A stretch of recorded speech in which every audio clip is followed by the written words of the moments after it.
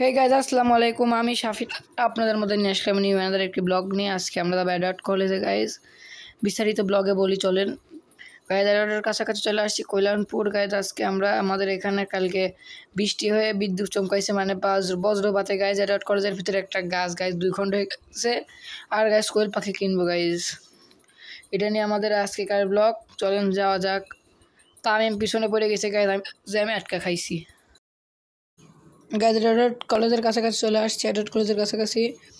এখন ভিতরে ঢুকবো গাইজ, ভিতরে ঢুকে খোঁজা লাগবে যে কোনখানে হয়েছে।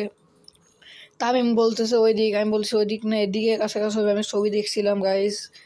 ঘটনাটা কালকে হয়েছে গাইজ, বজ্রপাত এর জন্য গাইজ ভিডিও ওইখানে পড়ে ওইটা হলো গান গাইজ, গাছটা ফেটে গেছে। আরও 2-3 জায়গাটা পড়ছে, আপনাদেরকে দেখাবো। খুঁজতেছি গাইজ কোথায়। তারপরে গাইজ খুঁজতেছি ওইদিকে চলে গেলাম। আবার যাওয়ার পরে গাইজ অবশেষে পালাম গাছটা। আবার এদিকে গিয়ে আবার ব্যাক আইছি।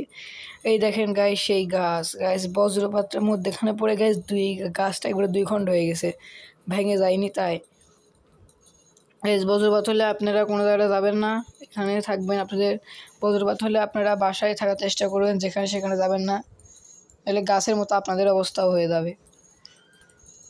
দেখেন গাইজ আপনাদের একটু দেখায়, কাছের থেকে একটু যাই দেখায়।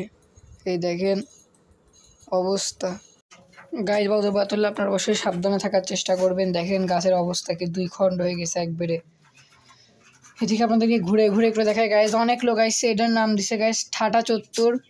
এদিকে বলে অনেক ঠাটা পড়ে গাইজ আশেপাশের, এইদিকে এই বিজ্ঞান ভবনের আশেপাশে কত লোক গাইজ দেখতেছে।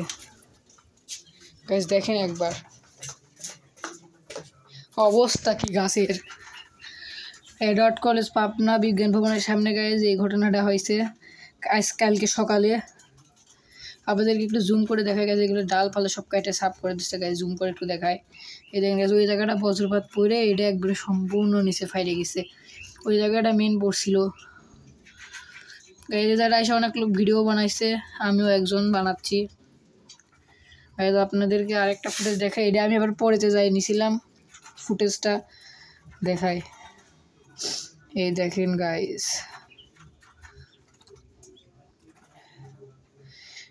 এই যে এখানে আরও লোক দেখতেছে। এই যে গাইজ সে পরের ফুটেজটা একবার ওইখান থেকে পড়ে এখানে একদম ফাইটে গেছে। অনেক লোক গাইজ দেখতেছে। এই যে গাইজ এইখানে আপনাদেরকে ভিতর থেকে দেখায় গাইজ যে এখানে মেন আরেকটা বজ্রপাত হয়েছে গাইজ, যে এখানে এই যে গাইজ এখানে আরেকটা বজ্রপাত হয়েছে, এখানে পড়ছে। তারপরে গাইজ এই দেখেন ওরা যাই দেখতেছে রাফি যায় গাইজ। এখন বাসার দিকে রওনা দেব। ওই যে সেই বজ্রপাতের গাছটা। এখন গাইজ বাসার দিকে রওনা দেব, মানে কোয়েল পাখি কিনতে যাব, তারপরে ওই কোয়েল পাখি নিয়ে বাসায় যাব। চলেন আমরা যাচ্ছি। তাই আমি বলছি ওদিক ঘুরতে যাবো কিনা, ওদিক আর যাবো না। এখন যাই গাইজ কোয়েল পাখির কাছে। কোয়েল পাখির কাছে যাই অনেক জ্যাম ঠেলে গেছি। এখন যাই দেখি তামিমে এখনো আসে নাই, বান্দা কেবল আসতেছে গাইজ। ওই দেখেন যে আপনাদেরকে জুম করে একটু দেখায়। তারপরে গাইজ কোয়েল পাখি অনেক ছোটোটা ছিল, এগুলি একটু ছোটো আগেকার কেনার থেকে, এগুলো ছোটো দেখায় আপনাদেরকে একটু।